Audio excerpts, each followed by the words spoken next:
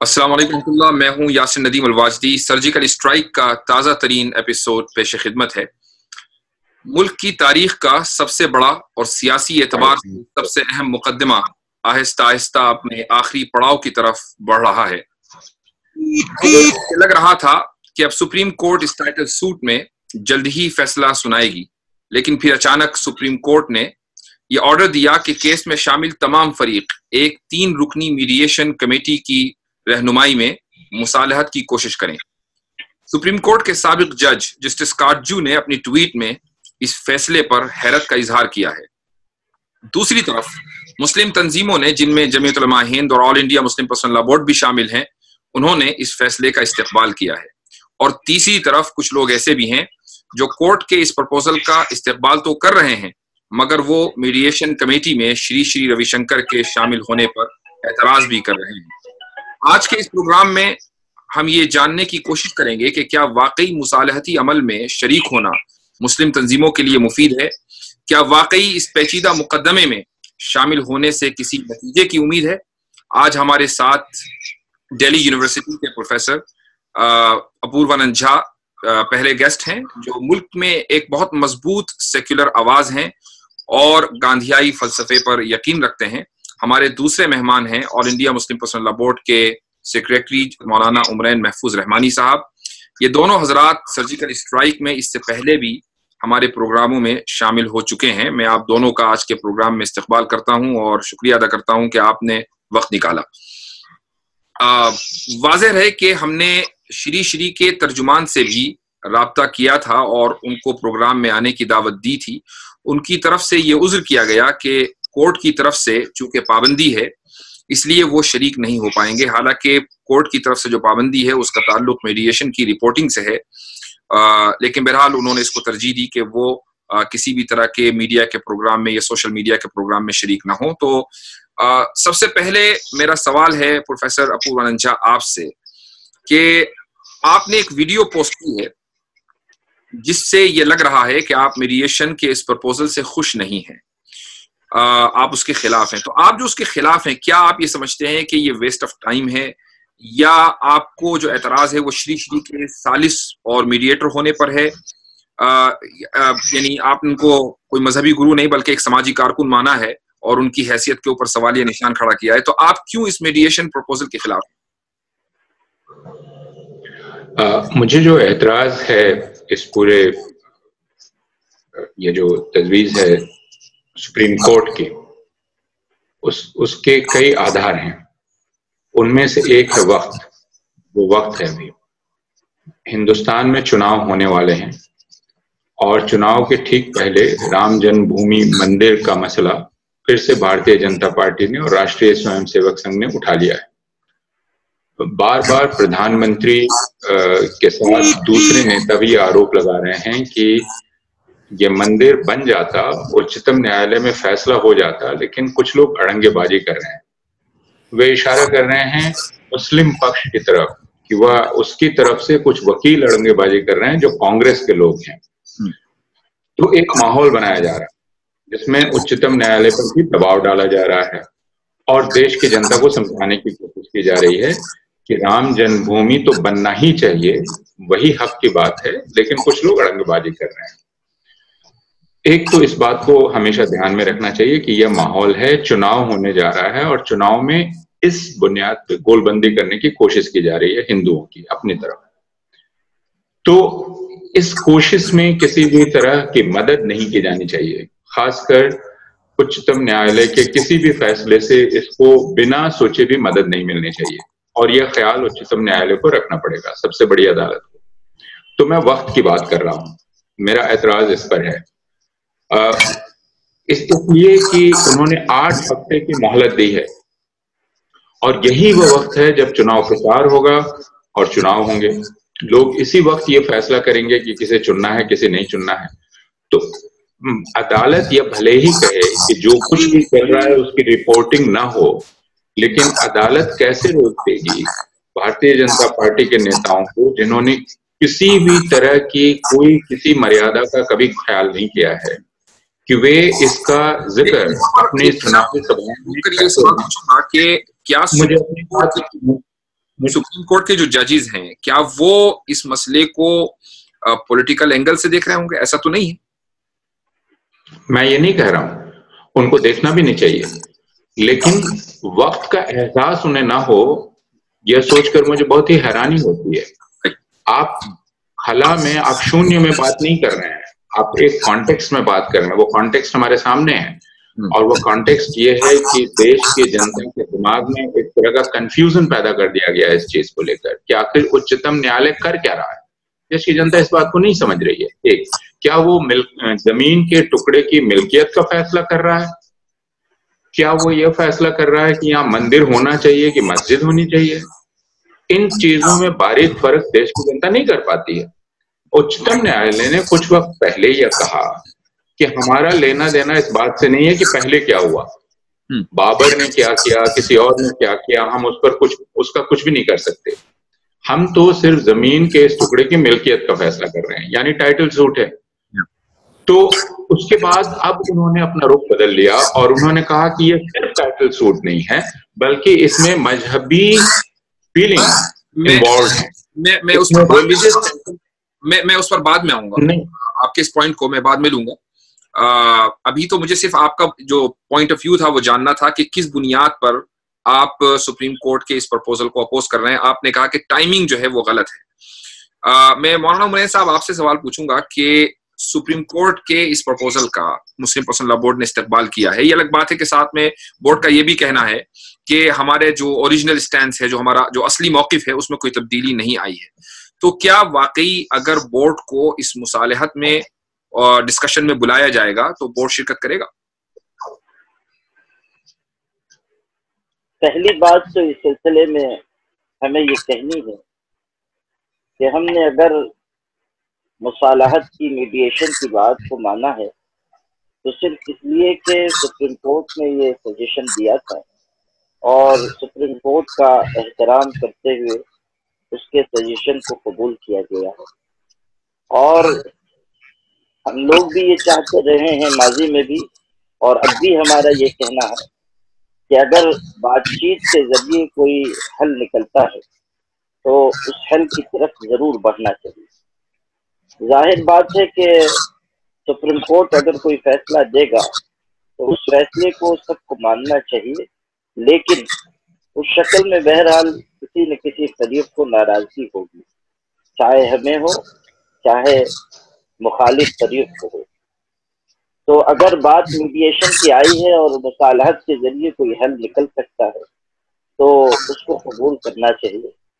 जहाँ तक बात इसकी है जो प्रोफेसर साहब फरमा रहे हैं, ये बिल्कुल सही है कि ये वक्त इसके लिए मुनासिब नहीं है, और रविशंकर साहब की मौजूदगी भी बहुत सारे एतराज़ात और शक और शुबहे को जन्म दे रही है, इसलिए कि जो उनकी तजवीज़ है वो साफ साफ ये है कि ये जगह छोड़ देनी चाहिए और मुसलमानों को इसार और कुर्बानी का सबूत पेश करना चाहिए। यहाँ पर सवाल ये है कि बोर्ड ने और इसी तरीके से जमीयत उलमा हिंद ने, मुस्लिम तंजीमों ने जिस तरीके से कोर्ट के इस फैसले का इस्तकबाल किया है, उससे ऐसा लगता है कि कहीं भी एतराज की कोई गुंजाइश नहीं है, क्योंकि अगर एतराज की कोई गुंजाइश होती तो बोर्ड जो है वो अपने वकीलों के जरिए एतराज जिता सकता था, लेकिन बोर्ड ने कोई ऐसा इकदाम नहीं उठाया।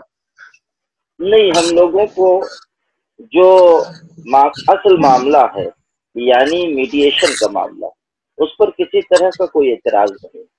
हम ये चाहते हैं कि अगर कोई बातचीत की जाती है, अच्छे माहौल में की जाती है, कोर्ट की निगरानी में की जाती है, और जैसा कि कोर्ट ने कहा है कि मीडिया से हटकर इसको खामोशी के साथ अंजाम दिया जाए, तो हमें इसमें कोई एतराज नहीं। रह गई इसकी बात कि इसका वक्त सही नहीं है, तो ये बात सही है कि हालात अभी ऐसे बनाए जाएंगे मुल्क में जिससे इलेक्शन में फायदा उठाने की कोशिश की जाएगी, लेकिन हमारे पास उसका कोई ऑप्शन मौजूद नहीं है। हमें सुप्रीम कोर्ट की बात मानते हुए मीडिएशन की बात को तस्लीम करना चाहिए, और हमने तस्लीम किया। ठीक है, बेहतर है।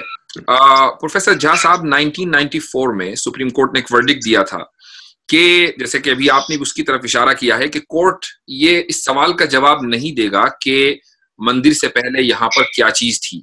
कोर्ट तो ये देखेगा कि इस जमीन के ऊपर मिल्कियत किसकी थी, गोया कि एक टाइटल सूट है।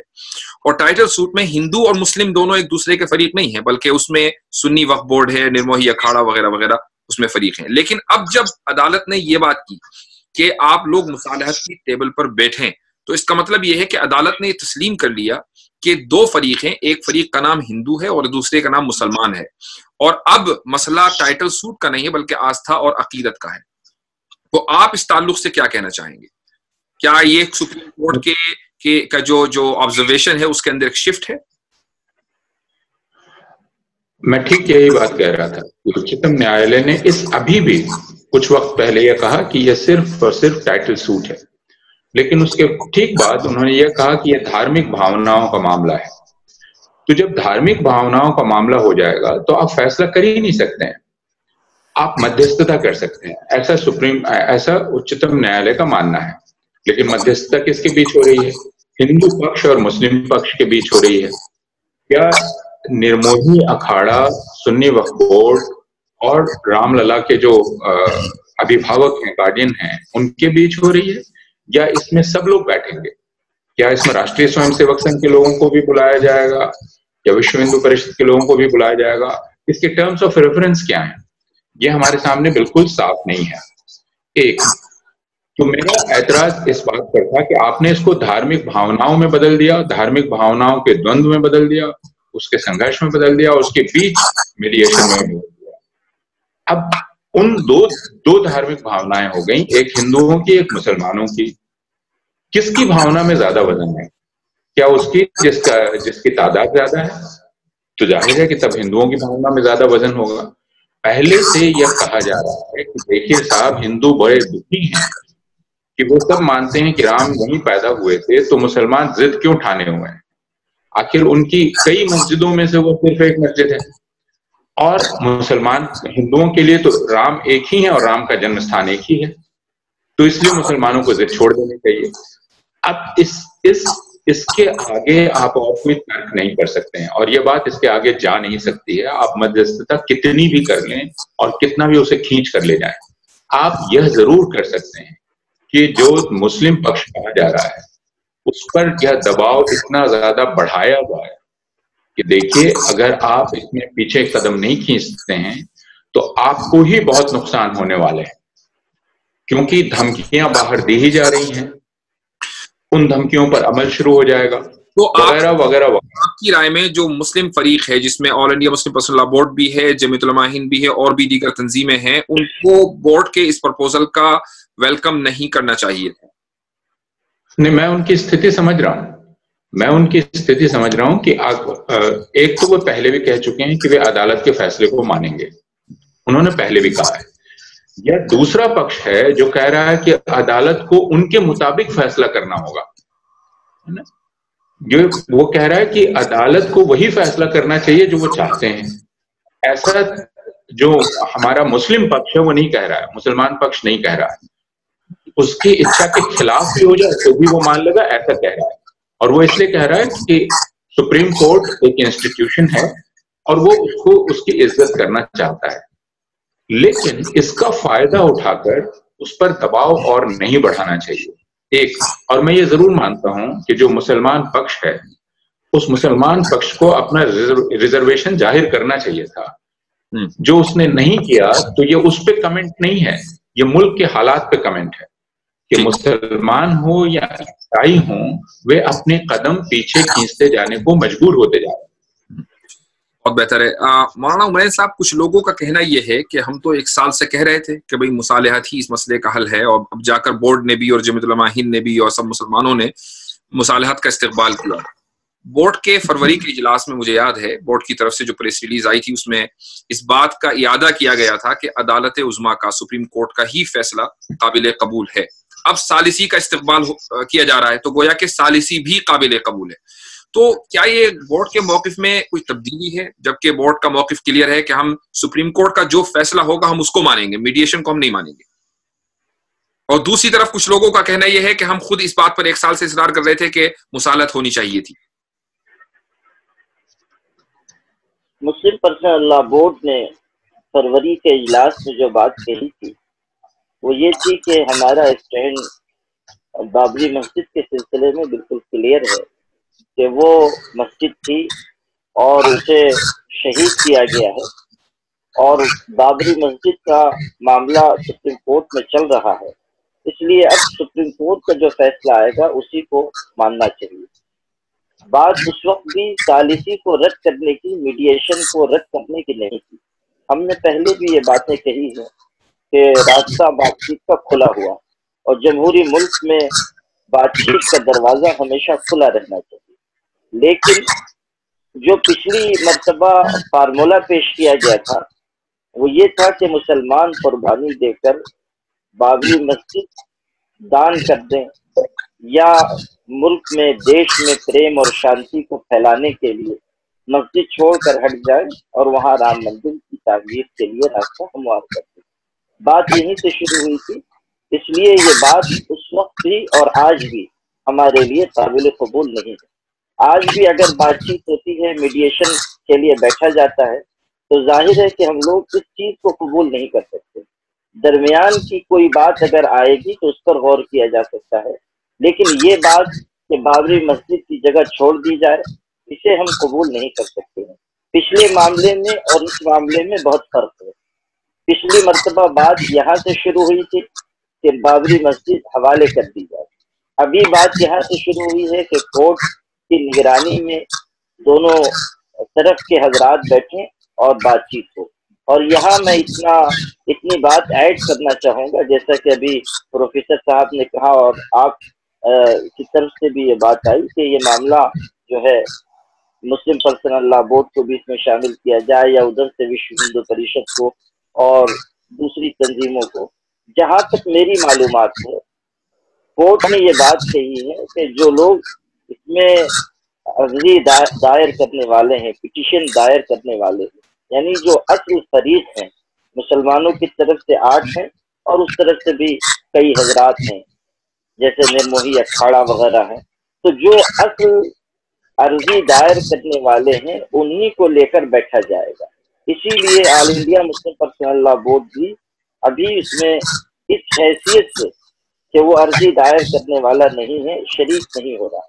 मुस्लिम पर्सनल लॉ बोर्ड के हमारे जनाब जफरियाब जिलानी जो सेक्रेटरी बोर्ड हैं वो शरीक रहेंगे, लेकिन इस हैसियत से कि वो इस मामले को पहले से देख रहे हैं, और अगर बोर्ड को बुलाया जाता है अलग से तो बोर्ड शरीक होगा। लेकिन ये बात के है उसको ये इख्तियार दिया गया है कि वो किसी को भी शरीक कर सकती है, जो इससे कंसर्निंग पार्टीज है, चाहे वो हिंदुओं की तरफ से हो, मुसलमानों की तरफ से हो, उनको बुलाया जा सकता है। ये कमेटी को इख्तियार दिया गया है। हाँ, तो अगर वो हजरात बुलाएंगे तब तो हम लोग जाएंगे इंशाअल्लाह, इसमें कोई शुबा नहीं। लेकिन अभी तक जो सूरत हाल नजर आ रही है वो ये कि जो अर्जी गुजार हैं उन्हीं को उसमें शरीक किया जाए दोनों तरफ से, और उनके दरमियान कुछ मीडिएशन की बात की जाए। अब ये जो मामला अभी उठाया गया है और जो पीछे 1 साल पहले जो बात आई थी, दोनों में बहुत फर्क है। उस वक्त उसमें कोर्ट की कोई शिरकत नहीं थी। दूसरी बात ये कि बात यहाँ से उठाई गई थी कि बाबरी मस्जिद सुपुर्द कर दी जाए। अब जो मामला है वो बिल्कुल अलग है, इसलिए हम चाहते हैं कि अगर बातचीत होती है तो एक दफा बातचीत हो जाए। अगर खुदा न खास्ता कोई नतीजा नहीं निकल सकेगा तो सुप्रीम कोर्ट मौजूद है, हम फिर वहाँ कार्रवाई आगे बढ़ाएंगे इंशाअल्लाह। ये मुसालहत का जो बोर्ड ने इस्तेमाल किया है, बहरहाल मुसालहत जब की जाती है तो उसका वाज़ेह मतलब ये होता है कि कुछ लेना है और कुछ देना है, यानी कॉम्प्रोमाइज करना है। तो अगर कुछ छोड़ना पड़ गया तो बोर्ड की नजर में या आपकी नजर में, चाहे आप अपने जाती राय भी अगर देना चाहें, जाहिर है कि जरूरी नहीं कि बोर्ड की राय हो, बोर्ड क्या छोड़ सकता है या आप क्या छोड़ सकते हैं? देखिए, ये तो जब बातचीत सामने आएगी उस वक्त हम लोग किसी नतीजे तक पहुंच सकेंगे कि हम किस हद तक किसी चीज से दस्तबरदार हो सकते हैं या नहीं हो सकते। जहां तक बात इसकी है कि मसलन अगर के इलाहाबाद हाई कोर्ट का जो फैसला था 2010 का, उसी को मान लिया जाए, जिसके मस्जिद को 3 हिस्सों में तकसीम कर दिया गया था और एक हिस्सा मुस्लिम पार्टी को दिया गया था, बाकी 2 हिस्से उसमें एक रामलला को और दूसरे निर्मोही अखाड़े को, तो क्या ये किसी भी हद तक मंजूर होगा फैसला? देखिए, अगर इस चीज को मंजूर किया जा सकता था तो उसी वक्त हम लोग मंजूर कर लेते, क्यों हम लोग ये कोशिश करते कि हाई कोर्ट के फैसले को सुप्रीम कोर्ट में चैलेंज किया जाए? ये तो मामला उसी के बाद बिल्कुल यही बात समझना चाह रहा हूं कि अगर हमें अपनी पोजीशन से नहीं हटना और हिंदू पार्टी को, चाहे वो हिंदुत्व पार्टी हो या निर्मोही अखाड़ा, उनको भी अपनी पोजीशन से नहीं हटना, उनको भी उतनी ही जगह चाहिए 2.7 एकड़ और हमें भी वही जगह चाहिए 2.7 एकड़, तो फिर इस मुसालहत के इस्तेमाल करने का सेंस नहीं बनता। अभी हम लोग नहीं कह सकते हैं ना कि सामने वाला फरीक भी अपनी उसी बात पर कायम है जो पीछे उसने कही थी। अगर मीडिएशन के लिए बैठा जाता है तो हो सकता है कि कोई एक नई शक्ल सामने आए। जो पुरानी शक्लें हैं वो सबके सामने मौजूद हैं और सबके जहनों में है और उनको रद्द किया जा चुका है, ये भी सब जानते।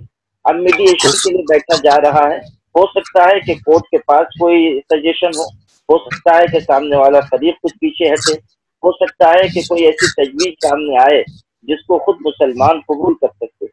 ये बात इसलिए भी जहन में रखनी चाहिए कि इस मौक़िफ़ पर, इस स्टैंड पर के बाबरी मस्जिद की जगह नहीं दी जाएगी, इस पर कायम रहते हुए मौलाना अली मियां नदवी रहमतुल्लाह अलैह के दौर में भी शंकराचार्य जी और दीगर हजरात से मुसालहती गुफ्तगू हुई। अगर कोई इम्कान मुसालहत का न होता तो इस गुफ्तगू का कोई जवाब ही नहीं था, लेकिन इस बात की कोशिशें पहले से की गई हैं और अब भी हम इसके लिए तैयार हैं कि अगर पुरअमन तरीके पर और तमाम पहलुओं की रियायत करते हुए कोई रास्ता मीडिएशन के जरिए निकल सकता है तो निकाला जाए। लेकिन जहां तक हमारी मालूमात है उसमें एक तो ये कि खुद प्राइम मिनिस्टर उस वक्त के इन्वॉल्व थे और दूसरे ये कि एक बात तय पा गई थी लेकिन मुस्लिम फरीक को वो मंजूर नहीं था, जबकि बाबरी मस्जिद की 2.7 एकड़ की जो जमीन है वो मुस्लिम फरीक को मिल रही थी। इसके बावजूद भी मुस्लिम फरीक ने उसको मंजूर नहीं किया और यही कहा कि हम अदालत से मुकदमा लड़ेंगे, चूंकि पूरी जमीन के जो कागजात हैं वो सुन्नी वक्फ बोर्ड के नाम है। तो शायद ये उम्मीद थी कि हम पूरी जमीन किसी तरीके से अदालत की मदद से हासिल कर लेंगे और उस वक्त ये सुलह नाकाम हो गई। तो बहरहाल आगे बढ़ते हैं। प्रोफेसर झा साहब, मैं आपको वापस दोबारा लाऊंगा। कोर्ट ने अगरचे, जैसा कि अभी बात भी आई, मीडिया रिपोर्टिंग पर पाबंदी तो लगा दी है कि मीडिएशन की रिपोर्टिंग जो है वो मीडिया में नहीं आएगी, लेकिन बीजेपी की जो आईटी सेल है उसकी लीक्स से सोशल मीडिया पर नहीं बेचा जा सकता। यहाँ तो हाल ये है कि जब बालाकोट पर सर्जिकल स्ट्राइक 2 करके हमारे जहाज अभी रनवे पर लैंड भी नहीं हुए थे तो लीक्स हो गई थी कि 250 मरे हैं, कि 300 मरे हैं और किसी ने कहा कि 400 मरे हैं।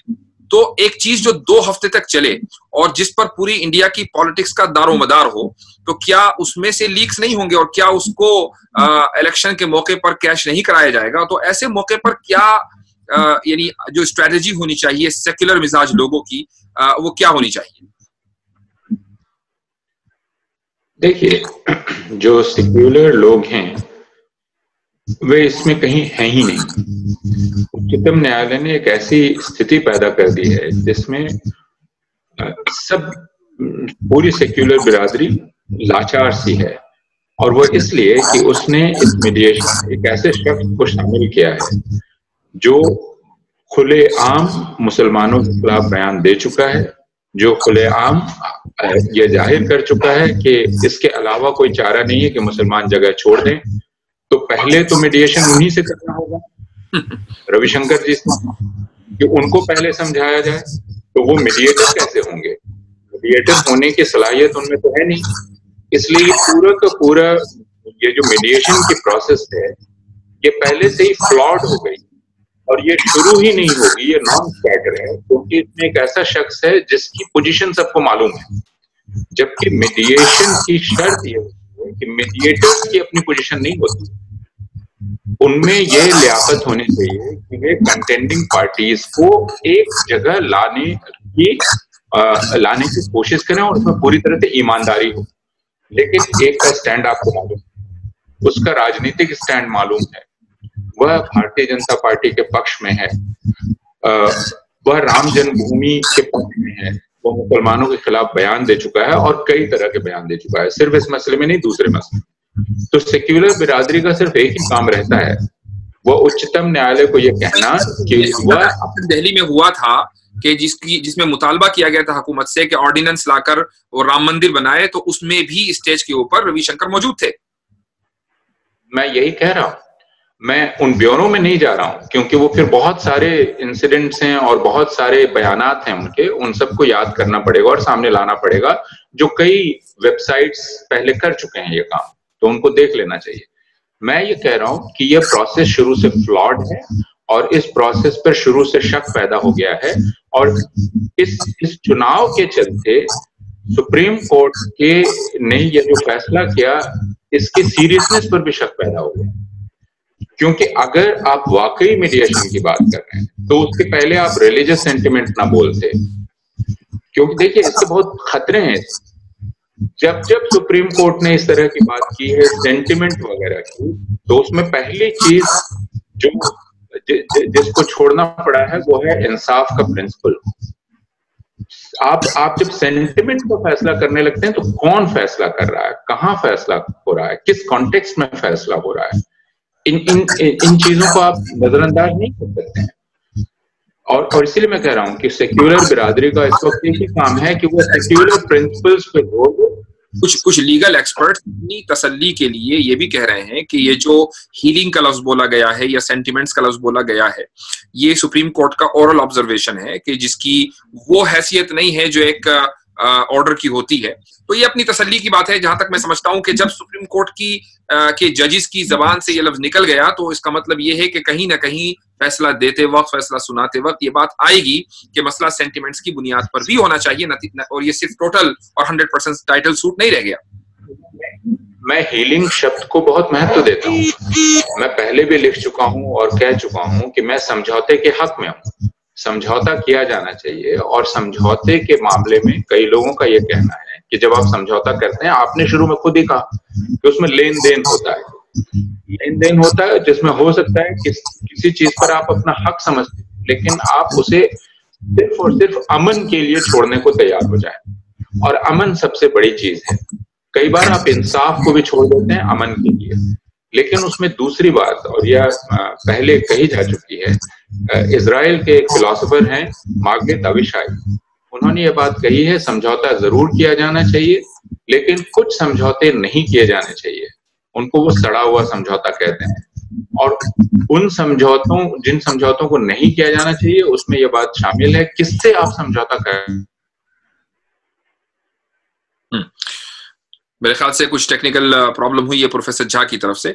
मौलाना उमरैन साहब, मेरा अगला सवाल जो है वो रविशंकर ही के ताल्लुक से है कि असदुद्दीन ओवैसी साहब ने भी खुलकर मीडिया चैनल्स पर रविशंकर के नाम के ऊपर सख्त एतराज किया है, और कुछ मुस्लिम हलकों में भी इस नाम पर एतराज है। तो चूंकि ये पूरा मीडिएशन जो प्रोसेस है वो सुप्रीम कोर्ट की निगरानी में हो रहा है, वकील जो हैं, जो मुस्लिम पर्सनल लॉ बोर्ड के वकील हैं या मुस्लिम तंजीमों के वकील हैं, वो बहुत आसानी के साथ कोर्ट में दोबारा जाकर इस नाम पर एतराज कर सकते हैं और ये कह सकते हैं कि क्या पूरे इंडिया में रविशंकर के अलावा कोई दूसरी शख्सियत नहीं मिली।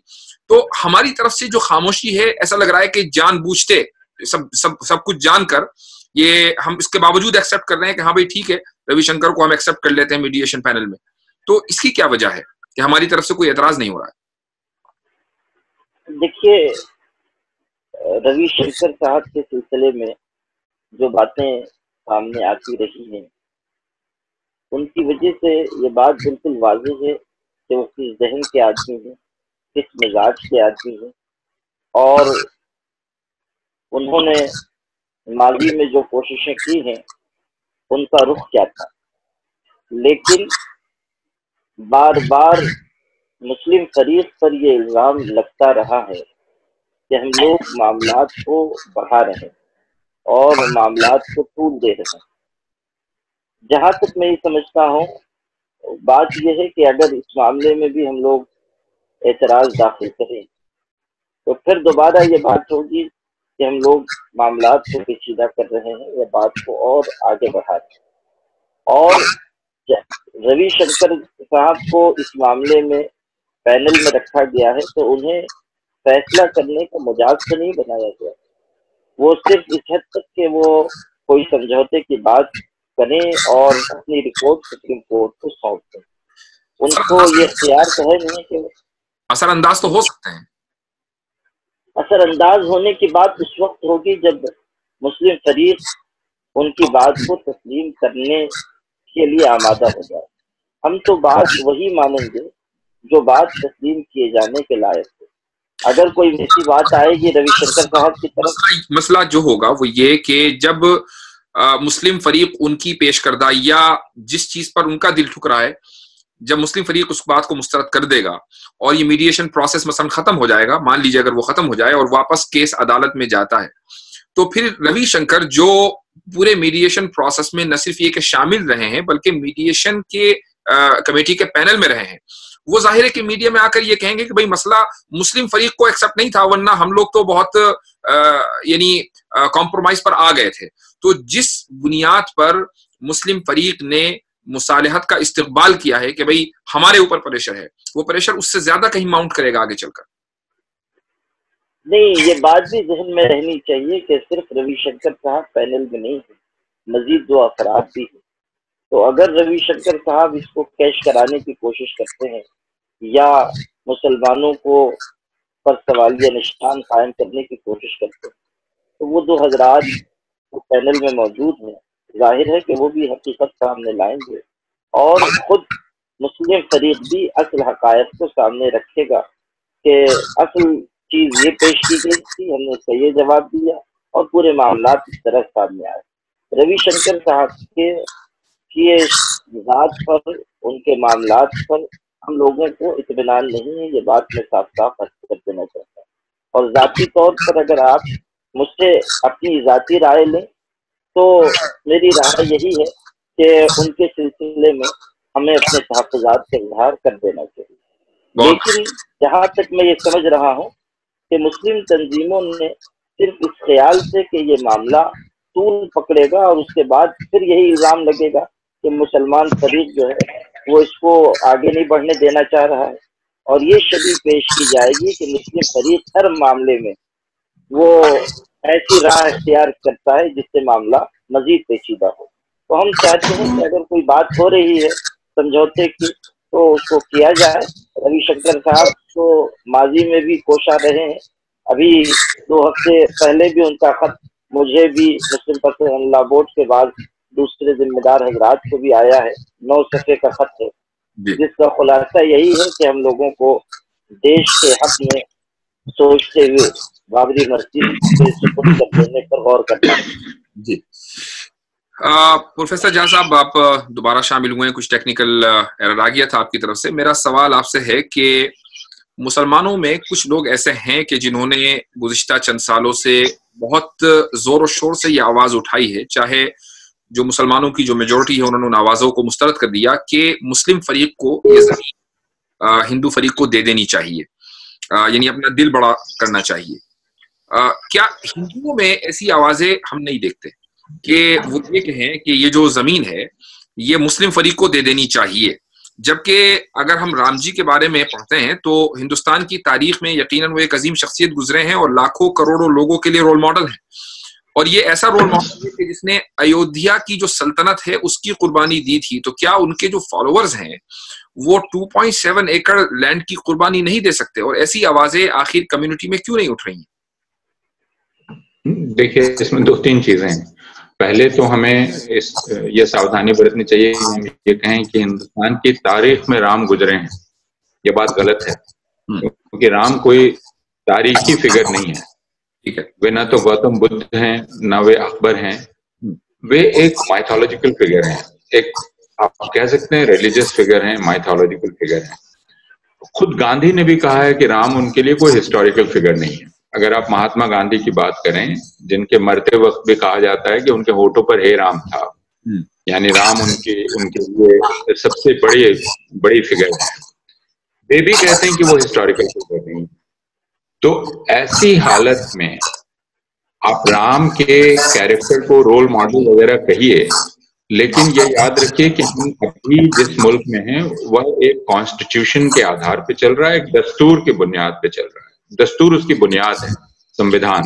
ये बात तो मैंने उसके लिए कही कि जो हिंदुओं को रोल मॉडल मानते हैं, लेकिन आप जैसी शख्सियात जो कॉन्स्टिट्यूशन के ऊपर यकीन रखती हैं और आप जैसी बहुत सारी शख्सियात हैं, तो ये बात खुलकर उनकी तरफ से आनी चाहिए कि यहाँ हमने अपनी आंखों से इस लैंड के ऊपर मस्जिद देखी है, यहाँ पर मस्जिद बननी चाहिए, और जो अक्सरियती कम्युनिटी है उसको अपना दिल बड़ा करके ये जगह मुसलमानों को दे देनी चाहिए।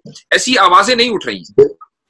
बिल्कुल, इसमें दो बातें साफ होनी चाहिए। एक कि अक्सरियत कम्युनिटी का उस पर कोई हक नहीं था। दूसरे, 1949 दिसंबर 22 की रात के पहले तक वहां राम के होने का, राम लला की मूर्ति के होने का कोई चिन्ह नहीं था। तीसरा, ये राम लला की जो चीज है इसका जिक्र 1949 के उसके बाद ही शुरू हो जाता है, उसके पहले हम कभी नहीं सुनते हैं। उसके पहले तक मस्जिद एक्टिव थी। तो ये जो झूठ फैलाया गया है कि ये मस्जिद इनएक्टिव थी, मस्जिद थी ही नहीं, पहले तो उसको साफ करना चाहिए। यानी मस्जिद थी, और यह अब डॉक्यूमेंट्री तौर पर, और धीरेन झा और कृष्णा झा की किताब इसको बहुत डिटेल में बतलाती है कि कैसे वहां के डिस्ट्रिक्ट कलेक्टर के नैयर और दूसरे तमाम लोगों की मिली भगत से चोरी चोरी उसमें मूर्ति रखी गई और कब्जा किया गया मस्जिद पर। तो ये सारी चीजें साफ हैं, सबके सामने हैं। इसका मतलब हम झूठ बोलकर गलत तरीके से एक मस्जिद पर कब्जा कर रहे हैं, जो धार्मिक हिंदुओं के लिए बुरी बात होनी चाहिए। उनको इसका बुरा मानना चाहिए। उनको ये समझना चाहिए कि धार्मिक शब्दावली में जिसे हम पाप कहते हैं, सिन कहते हैं, ये सिन है किसी दूसरे रिलीजियस को कब्जा करना। जबकि जब हम इसको, जबकि ये नैरेटिव मुस्लिम पार्टी के खिलाफ चलाया जा रहा है कि आपने चूंकि यहाँ पर मंदिर बना हुआ था, कब्जा करके मस्जिद बनाई है, तो आपकी तो नमाज भी कबूल नहीं होगी। यानी जो नैरेटिव हिंदू पार्टी को आप कह रहे हैं कि एक्सेप्ट करना चाहिए और कहना चाहिए कि ये पाप है किसी दूसरे की इबादतगाह पर कब्जा करना, उसको रिवर्स कर दिया गया। बिल्कुल रिवर्स कर दिया गया। और यही तो चालाकी है, यही चालाकी है जो बढ़ती जा रही है पिछले कई सालों से। और अब हम इसको नॉर्म मानने लगे। अब हम इससे चालाकी भी नहीं कहते, हम इसे सेंटिमेंट का नाम दे रहे हैं। ये पूरी तरह से चालाकी है, और ये हिंदुओं को बहुत अच्छी तरह से मालूम है कि चालाकी की जा रही है, और वे जानबूझकर इस चालाकी में शरीक हैं। यह बात बहुत तकलीफ की है। इसका मतलब कि कोई धार्मिक भावना नहीं है। दरअसल इसके पीछे एक दूसरी चीज है, वो है मेजॉरिटेरियन सेंटिमेंट। वो मेजॉरिटेरियन सेंटिमेंट है कि हम इसके जरिए मुसलमानों पर अपनी ताकत उनके ऊपर आरोपित कर रहे हैं और मुसलमानों को उनकी जगह दिखला रहे हैं। हम उनको यह भी कह रहे हैं कि हम जब चाहेंगे तब तुम्हारी किसी भी जगह पे कब्जा करेंगे और तुमको मजबूरन उसे छोड़ना पड़ेगा। तो इसलिए अगर देखिए ये सिर्फ आस्था का मामला होता, मैं फिर कह रहा हूं, अगर ये सिर्फ आस्था का मामला होता तो इसके साथ ये धमकी ना आती कि अभी तो अयोध्या हुई है और काशी मथुरा बाकी है, और उसके साथ साथ यह कि 3000 जगहों पर हमारा दावा अभी बाकी है। तो यह धमकी कौन देता? ये कोई धार्मिक व्यक्ति तो देता नहीं, लेकिन हिंदू जो अपने आप को धार्मिक कहते हैं उनके बीच से ये आवाज नहीं उठ रही है कि आप यह चालाकी छोड़िए जो कि पाप है, और आप बाबरी मस्जिद को फिर से बनाने में मदद करें। ये हिंदुओं को खुद सोचने की जरूरत है कि उनका हो क्या गया उनके साथ, और वे कितने धार्मिक रह गए, और क्या उन्होंने अपने आप को सुपुर्द कर दिया है राष्ट्रीय स्वयंसेवक संघ के, विश्व हिंदू परिषद के। और क्या विश्व हिंदू परिषद और राष्ट्रीय स्वयंसेवक संघ हिंदुओं के गार्डियन हैं? क्या उनके चलाए रास्ते पर हिंदू चलेंगे? ये उनको सोचना पड़ेगा। मैं अप्रिशिएट करता हूं कि आपकी तरफ से ये कमेंट आया है। मौलाना उमरैन साहब, आपसे मैं लास्ट सवाल करूंगा कि इस केस में जो टाइटल सूट है उसमें सुन्नी वक्फ बोर्ड और मुस्लिम पर्सनल लॉ बोर्ड, इन दोनों की हैसियतों में कोई फर्क है या दोनों की यकसा हैसियत है? नहीं, सुन्नी वक्फ बोर्ड जो है वो बाज़ाब्ता पिटिशनर है और उसने अर्जी दायर कर रखी है, और मुस्लिम पर्सनल लॉ बोर्ड जो है वो पैरवीकार है। कुल 8 मुकदमे चल रहे हैं और उसमें से 7 की पैरवी मुस्लिम पर्सनल लॉ बोर्ड कर रहा है। तो दोनों में फर्क है। मुस्लिम पर्सनल लॉ बोर्ड ने इस मामले को 1992-93 के बाद अपने हाथ में लिया है, जब मामला शुरू हो चुका था और केस दायर किए जा चुके थे। उसके बाद मुस्लिम पर्सनल लॉ बोर्ड ने लोगों, आम मुसलमानों के कहने पर और इस दबाव में कि मुस्लिम पर्सनल लॉ बोर्ड मुसलमानों की सबसे मुश्तरका तंजीम है, उसे इस मामले को अपने हाथ में लेना चाहिए। ये सवाल है कि मुसालहत की टेबल पर अगर सुन्नी वक्फ बोर्ड का मौकिफ कुछ और हो और मुस्लिम पर्सनल लॉ बोर्ड को या तो इन्वाइट ही न किया जाए या इन्वाइट किया जाए और उसका मौकिफ कुछ और हो, तो ऐसी सूरत में आप मामले को किस तरीके से डील करेंगे? नहीं, ये ऐसी शक्ल पैदा नहीं होगी, इसलिए कि बरसों से जितने तरीक हैं वो सब मुस्लिम पर्सनल लॉ बोर्ड की हिदायत के मुताबिक अपना स्टैंड रखते आए हैं। और चूंकि मुस्लिम पर्सनल लॉ बोर्ड ही पैरवी कर रहा है अक्सर मुकदमात की, सिर्फ एक केस ऐसा है जिसकी जमीयत उलमा पैरवी कर रही है, तो अगर कोई ऐसी बात पेश आएगी तो मुस्लिम पर्सनल लॉ बोर्ड ही की बात तमाम तरीक जो वहाँ पर केस लड़ रहे हैं वो मानेंगे। आपस में कोई इख्तिलाफ की बात नहीं है, न मुस्लिम तंजीमों में न उन तरीकों में जो केस लड़ रहे हैं। ठीक, बहुत बहुत शुक्रिया। आप दोनों ने अपना वक्त निकाला और इस प्रोग्राम में आप तशरीफ लाए, मैं तहरील से शुक्रगुजार हूँ। नाजरीन, मुल्क जिस दोराहे पर खड़ा है, ऐसे हालात में जज्बातियत से उठकर संजीदगी के साथ मामले को समझने की जरूरत है। All India Muslim personal law board और दीगर मुस्लिम तंजीमें बार बार सुप्रीम कोर्ट पर अपने एतमाद का इजहार कर चुकी हैं। अब मुल्क की अक्सरियत और अपने आप को अक्सरियत की नुमाइंदा समझने वाली हिंदुत्व तंजीमें भी खुलकर सुप्रीम कोर्ट पर अपने एतमाद का इजहार करें और ये ऐलान करें कि हमें अदालत का हर फैसला मंजूर होगा, क्योंकि अगर ऐसा नहीं हुआ तो लोगों का जमहूरियत से यकीन उठ जाएगा। स्क्रीन पर दिए गए लिंक के जरिए हमारे YouTube चैनल को जरूर सब्सक्राइब करें। अगली बार फिर मुलाकात होती है एक नए मौजू और नई शख्सियात के साथ।